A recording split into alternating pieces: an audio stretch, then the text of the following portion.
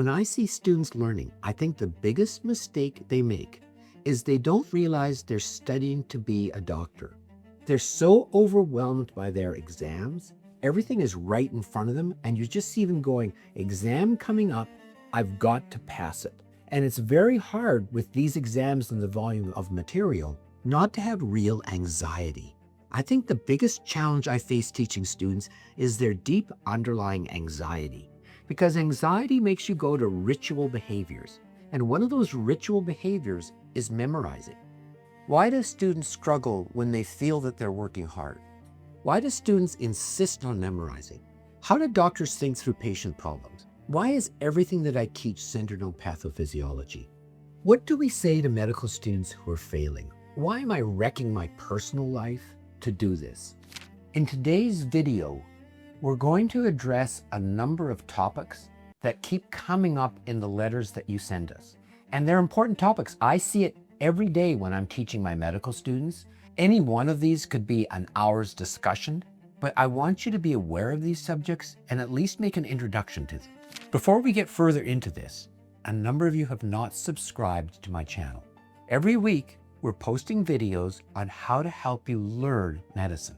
Do yourself a favor, hit that subscribe button. Why do students struggle when they feel that they're working hard? Well, there's a general truism that I use. Performance equals talent times effort times directed effort squared. So most of the time when students feel they're trying really hard, one of two things is true. They're kidding themselves that that's what trying hard looks like. And number two is that they're not studying effectively. So let's talk about each of those in turn. Everybody has different rhythms through the day. I'm an early morning person. So when I have to learn something, much better for me to get up and start at 8 o'clock and study for the 2 hours until 10. And then I can go on to other activities. Everybody's different. You have to learn your own body. So when you say, when do you learn the best? Don't confuse learning something new with reviewing something that you already know. When you're learning something new, that learning has to be really active. If you don't have a pen and paper and you're not taking multiple sources and you're not creating, this is how I'm going to think about it, and you write it down and then you know what proves you're learning it, you have to turn that piece of paper over and see if you can do it yourself. So let me give you a practical example. When I assign you something from my book, you'll see my book is mostly figures and tables and algorithms. And I tell students, there's only one reason I give you a table, because you clear the contents into blank spaces, you fill it in. That's active learning. And then the second part is you have to be able to come back and do it again tomorrow. So when you've studied today, you go, these are my notes, I can do them at the end of my study period. When you start the next day, you take out that blank piece of paper and you prove that you've still got it. In other words, you've got to repeat. It's really hard when you've got active classes. There's a ton of material. You have to be absolutely ruthless. So when I was going through med school, I actually studied in the law library because I didn't know anyone. And people would come over and befriend me and I'd say, thanks for the invitation, but I don't want to know you because I can't afford to be social right now. So I blocked off my learning period. I got the notes that I knew I had to learn, and I ruthlessly decided I'll learn this and I won't learn that. And then I came out of the end of that study period with my notes. And then I practiced them at the end of the time and I started them the next day. You watch how people are studying. They're socially interacting. They've got earbuds on. You know the proof that someone's not learning? They highlight. Nothing proves you're not learning effectively than highlighting, because you know what that says? You know what? I'll learn that tomorrow. So you've got to go to class or however you're getting your material presented, and you've got to take active notes. That's a third of your learning. You're not sitting back with your coffee going, you know, I'll learn this tonight. There's no time. So you have to be ruthless. You go to class, you say, this is what I'm going to learn. That evening you sit down and you say, these are my final notes. You finish them and then you say, blank piece of paper, good, prove that you know that. The second part is the directed part. I know that medicine is built on pathophys. So make sure when you're making your notes, you take the book and you say, what Dr. T said, all that other stuff is fine, but you've got to have this core pathophysiology to hang it all on. So go get your notes, go get other sources, but make sure you can do the pathophys. Why do students insist on memorizing? Well, the first thing to understand is that students have been trained through their university to study for exams. So when you say, how are they trained to do that? Well, memorize for the multiple choice. Wink, wink. The professor will often tell you a couple of questions on the test. Learn that material, pass that test, move on to the next thing. It's hard to recognize when you come to medical school, that's just not true anymore. You're not passing exams to pass exams. You're actually training to be a doctor. The problem is they start medical school with PhDs who still believe that you're an undergrad. It's hard for PhDs to understand you're not teaching biochemistry, you're training doctors. And it's a constant struggle in every medical school because most of the clinicians actually aren't very good at their basic sciences. They never knew much to begin with, and they certainly haven't improved since they've been in practice. So the clinicians aren't going to teach you that, and the PhDs control the early years. So we have this terrible gap in which we're learning subjects in the old undergrad system of multiple choice questions, check the box, move on. I'll give you a good example. Today I'm doing a course, and part of what I'm doing is thromboembolism for the first year students. And so I pinged one of my colleagues and said, have we reviewed coagulation? Can I assume they do that when I'm teaching Virchow's triad? And she said, oh yes, we've done that, but there's no harm in repeating it. And I thought to myself, what do you mean there's no harm in repeating it? The question is, do they know it because I can assume I'm building on it? Or have they never heard of it and I'm introducing the subject for the first time? But it goes to this undergrad mentality. And I think the problem is for students, memorizing works for exams. Yeah, and you forget it in a month, and you don't have any of it when you come to me, and I'm trying to treat hypercoagulable states, and you vaguely remember you sort of touched on that last year. No, you're learning as foundations because you need them to build on more advanced concepts of patient care. It's a problem in every medical school. How do doctors think through patient problems? Well, if I'm really being honest, it's right brain, left brain. And what I mean by that is when you've got some experience, you know what 80% of your patients are going to be. You walk in, you go, oh, it's one of those. And frankly, you don't think at all. So I sort of think of this as the 80-20 rule. I think 80% of the time, doctors aren't thinking. They just walk in and know what it is because they've seen it so many times. And that works actually quite poorly for medical students. And so what I teach medical students is it's actually surprisingly hard to learn from experienced clinicians because they look at something and they know what it is and they look at you and go, what's wrong with you? This is obvious.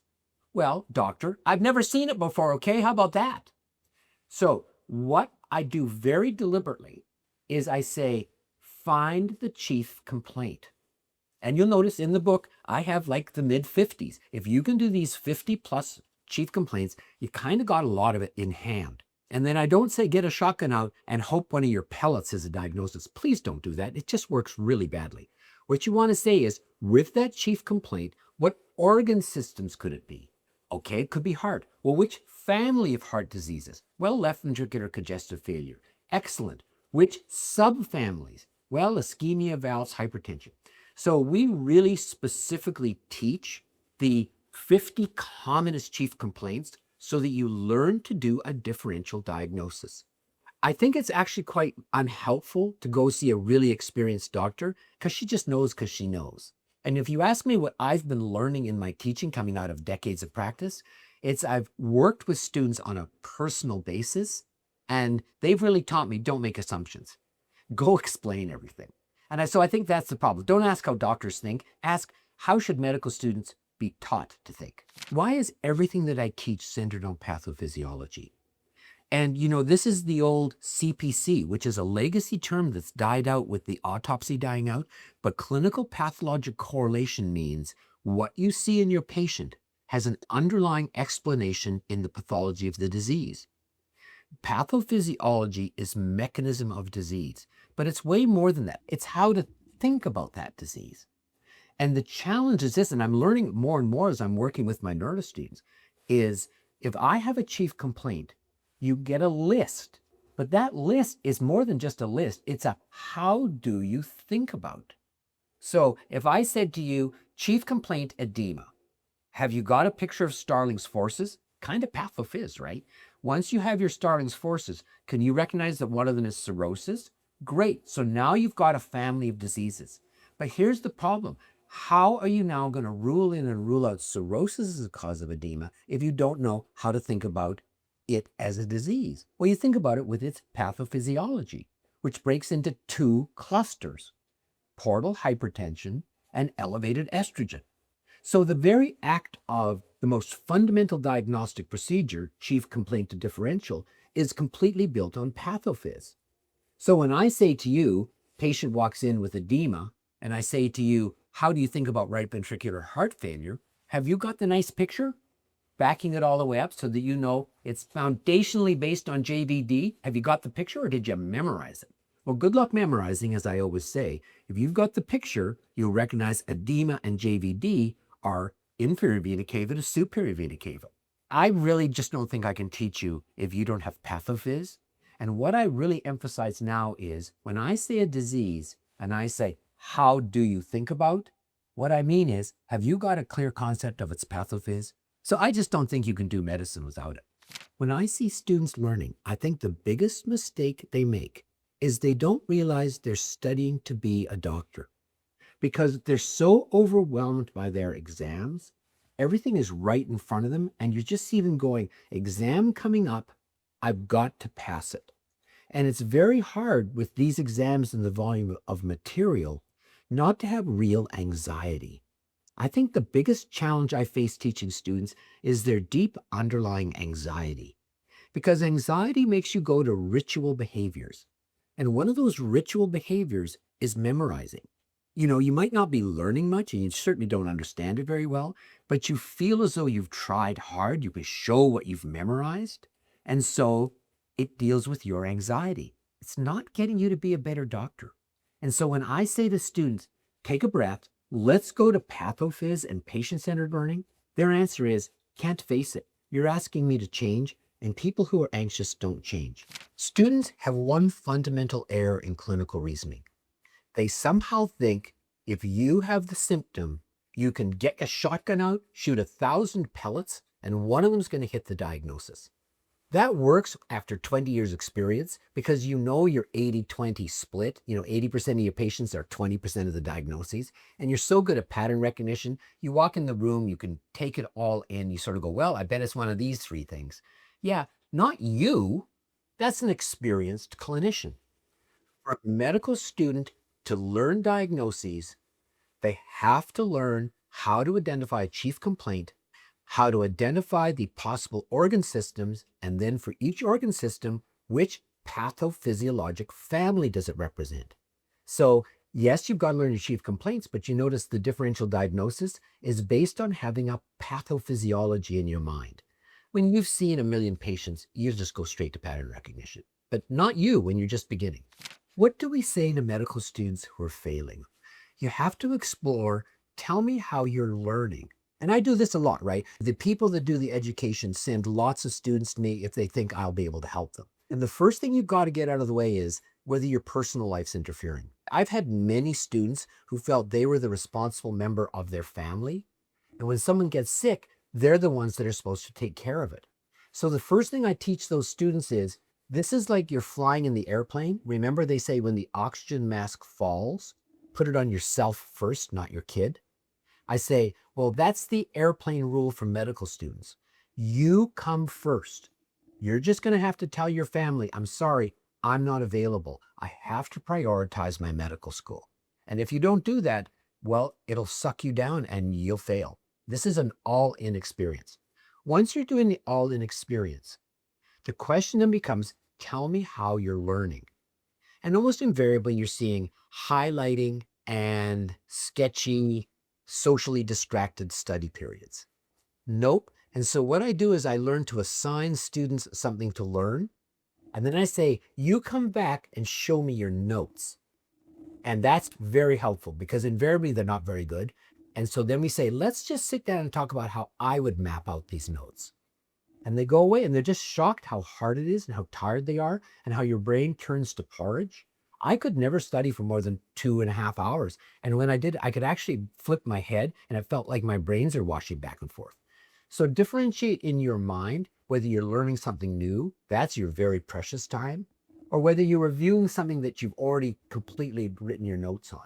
Because you can do that when you're a little more tired. And then there's invariable busy work. And so you should do that when you're totally crashed. The second big challenge in learning is that it's quality over quantity. Remember, we've talked about how medical students are always anxious. And so you actually study to treat your anxiety, not to learn the material. And part of that is to say, oh, 4 hours of studying. No, you weren't. No one can study that long.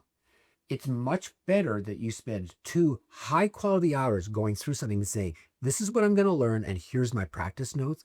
Way better than highlighting for 4 hours, which you just won't learn anything. Once you recognize it's quality over quantity, then you have ways to come back to that and keep practicing it. And so that's what I do with students. That's why I make you draw pictures and fill in blank tables and fill out algorithms, because we all have lazy, cheating brains. All of our brains say, you've got that. Well, okay, go fill in the table. Yeah, your lying, cheating brain didn't have it. It just hurts to learn. And so I have to keep telling students, learning hurts, knowing is fun. Go put that quality time into learning, then you can go practice with your friends. So almost invariably, it's get your life in order. And then number 2, show me how you're learning. If I could change one thing about medical education, it would be I would stop exams that give you a percent. You're not studying so that you get an A. You're studying to prove to me that you've mastered that subject. So, for example, I'm preparing a little video on thromboembolic disease. My first years are finally starting pathology. But, under their normal subjects, they've done coagulation. When I say thromboembolic disease, do you have a clear concept of the difference between fluidics in a vein and fluidics in an artery? If we're doing the slow, low-pressure fluidics of a vein, can you do Virchow's triangle? Okay, they've all been passed to me as passing coag, haven't they? They've all been passed in physiology and anatomy. And I guarantee you, not a single one of my students will be able to discuss that intelligently for me to discuss deep vein thrombosis. So somewhere in here, we've got to stop teaching to percent multiple choice question exams. And we've got to switch over to, well, DVTs are coming up. You're going to need 3 concepts here. You're going to need the concept of Virchow's triangle. You're going to need the concept of fluidics. And you're going to have to understand the real fundamental difference between veins and arteries as tubes. I'm not holding my breath, but that's what we need. Why did I write a textbook? All over 1,000 pages of it and 104 chapters? Well, not because I had a burning need to write a book. What happened was I was teaching a lot, and I was teaching a pathology review course. And what I found was I kept repeating myself. And when you do it enough, you actually get your standard script that's been tested against teaching. So this teaches well. Well, when you do that 10 times a year for 5 years, you realize, I could write this down. And then when a student says, please explain this to me, I could say, why don't you go read this? And when you come back, you'll be prepared. And there's a standard story taught to me. Robbins was a pathologist at University of Toronto. And the standard story taught to me by the old timers when I was a young student was he was a great autopsy pathologist that taught at the U of T medical school. And apparently he just got so tired of repeating himself, he wrote it all down and issued notes and said, read this and then we'll talk. I don't know if that's a true story, but that's how Robbins pathology came to be what it is. And I just thought that always made really good sense. And so when I found myself repeating a lot, I just said, why don't I write it down? And then there's a hard copy. What is wrong with most textbooks is you have to be very clear who your target audience is. The hardest thing coming out of practice is trying to understand what can you fairly expect a first and second year medical student to know. And it's a standard joke amongst medical educators that no matter how little you think that is, it's actually less. So most textbooks, their single biggest problem if they're written by clinicians is they're too advanced for a first and second year medical student. And by advanced, I don't mean that the ideas are hard. I mean that they don't explain everything. It's like learning a language. You can learn 5 synonyms, but they all have different meanings and they're all used slightly differently, even though they have a core finding that's true.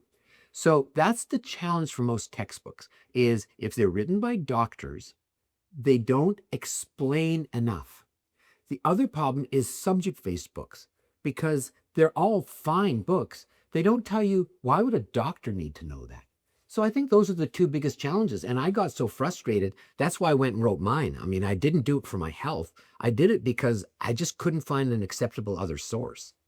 Why do you need my textbook as opposed to, say, Robbins' Pathology? The challenge for most textbooks is who are you writing it for? And I am writing this for medical students, which means you stop and explain everything. It's like any language. If you grew up in the language, you assume people know what words mean. Well, it's the same in medicine. When you've been in it for years, you just assume people know what it means. Well, you can't with people that are just starting out. The second reason is most books don't do it in such a way so that it's easy to remember. Because none of us were taught this way, right? All of us were given our subject base. We learned anatomy and histology. And then we went to the patient floors where we practiced with patients. So we ended up learning because we just repeated it with patient care. Well, that doesn't help you with clinical medicines built on a foundation of basic medical sciences. So this book really is a bridge between patient care and the basic sciences they're built on. I'm not aware of any other source for that, especially at a medical student level. So who should read my textbook? Well, the obvious answer is for sure, first and second year medical students should read the textbook. You are being given all of that volume of what's fundamentally subject-based learning. You might be doing it by systems, but let me ask you this. Do you have a biochemist come in to do biochemistry? Do you have a physiologist come in? Or is it by your professor of cardiology? Yeah, it's all those subject-based people. So you might say, well, I'm being taught by system, but if you're being taught by a subject-based expert, you're not being taught for patient care. You're somehow supposed to figure out all of the anatomy, histology, physiology, and pharm. You're supposed to synthesize all that. Yeah, well, good luck. When you come into your system, just read through the book. That's how you're going to need it for patient care. It's patient-centered learning. And now when you come to all those lectures, they're great for facts. That's not a criticism. They're all wonderful facts. But when you read the Clin Path book, you'll understand some facts are more important than others because they matter more in patient care. Read the book, go to your subject-based lectures, and they'll make much better sense to you. Well, great news. We look like we're going to have our version 2.0 website up and going in a week or two. We've done our beta testing. It's been good. So what are we going to do? The students improve when they use medicine as a language in a conversation. And so you will come, and it almost doesn't matter where we start. That's why when people say, let's do multiple choice questions, I always quietly say to myself, well, it takes me about an hour to do one. By the time I have to rebuild all the basic sciences you don't have, I can do about a question in an hour. A new thing that I've started doing is bringing an important picture. So for example, I was doing a review class at my medical school, and I just put a picture up of a hemolytic anemia. And I almost blew my 2-hour budget. That was just supposed to introduce the subject I was doing, but it's such an iconic picture. And the next thing you know, you're talking about, well, if it has polychromasia, can you do red cell maturation? If it has a spherocyte, why would a schistocyte become a spherocyte? Well, wait, why is there even a schistocyte? Well, that just introduced the subject of the Mahas, and then you find out no one's got any core pathophys, and the next thing you're discussing endothelial. So what are we going to do in this session? We're going to have conversations in medicine, and you're going to feel that you are going to take notes and go, well, I didn't handle that conversation very well. I didn't understand that term. And you're going to learn how we use basic sciences in patient care and how words don't have meanings, meanings have words, and what a tutor looks like when they look at you and ask a question and they say, that was a pretty slow response. Let's go explore how you see that. And so I view these live sessions as a chance for you to come and practice your medicine in a clinical way. And you'll find, because I've done this for years, what I know is that students have done this over months, become different students. And they grow in two different ways. First of all, they absolutely grow in their medicine because all of a sudden they're understanding these ideas that are new to them eventually repeat. Well, thank goodness for that. But the other is they learn how to be handled by a clinician. So when they get on the wards or in the offices, they will know exactly what's expected of them and what a good tutoring doctor feels like when she talks to you. So I can promise you, I mean, obviously we've done thousands of students. After you diligently practice this for months, you will just be better. You'll be a better student and you'll be ready for patient care. Why am I wrecking my personal life to do this? One of the things I do when I'm starting a class and we're waiting for the time to begin, and we get into conversations of why we're becoming doctors. And I always tell them, you guys think this is awful. You're drenched in anxiety and you just wish you could get to patient care. And I always say to them, well, let me tell you how it looks from my perspective 50 years later. You're sitting in a nice, comfortable chair with a good cup of coffee, and a nice old veteran's going to tell you war stories. Yeah, it never gets better than this. Next, you're going to be on the wards where you're going to have all those hours of patient care, still get to study. So it's worse. And I can remember I said, when I'm an MD and I'm writing my own orders, oh no, we had internships in those days. I was working 80, 100 hours a week. I was exhausted, still had exams coming. I said, when I'm a resident, I'll be able to narrow it down and be more thoughtful. Of course, that isn't remotely true because now you're still studying and you're now doing all the patient care, but you're also responsible for teaching your juniors. So it's more. And you can see everyone's starting to slump in their chairs at this point. And then you say to yourself, but when I'm in practice, it'll be better. Yeah, no, it's much worse because when you're in practice, now you'll have a family and you'll have a business to run in addition to all that patient care. No, it just gets harder. And they all look at me with this, well, then why are we doing this? And the answer is we don't do medicine to be happy. We do it because it's who we are. When you see a person collapse on the sidewalk, you run towards them, not away. So we don't do medicine to be happy. Please don't expect that. But do understand, it's infinitely satisfying if you have this in you. And so for me, late in life, in my 50s, I just love teaching. It's an addiction. If I go 2 or 3 days without teaching, it's like I'm withdrawing from a drug I'm addicted to. And so I don't do it to make me happy. I do it because it's who I am. If you're willing to embrace this philosophy of how to learn medicine, version 2.0 of our textbook is now available. Click the link in the description. If you're ready to start learning with me, come join our community. I plan to teach live every week, and so you can come and participate and learn new ways of thinking about medicine and really test whether you're learning in a clinical way. For more information, visit drphiliptisdall.com. See you next time.